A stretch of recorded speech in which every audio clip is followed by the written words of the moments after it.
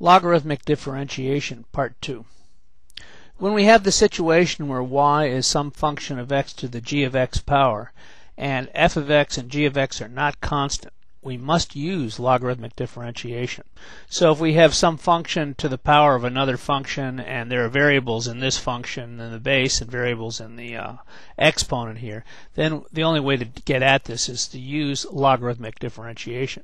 For example, let's take y equals x to the cosine to the power of cosine x to the power of cosine x, where x is greater than 0.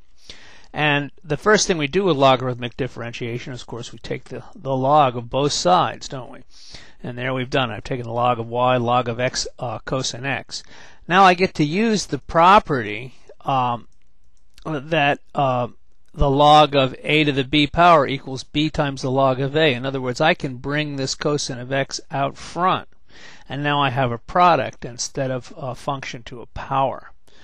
Once I'm in this situation, then I use implicit differentiation. And of course, when you take the derivative of the log of y, it's y prime over y. This is the product rule, though, isn't it? It's the cosine times the derivative of log of x, which is 1 over x, plus the log of x times the derivative of cosine, which is negative sine.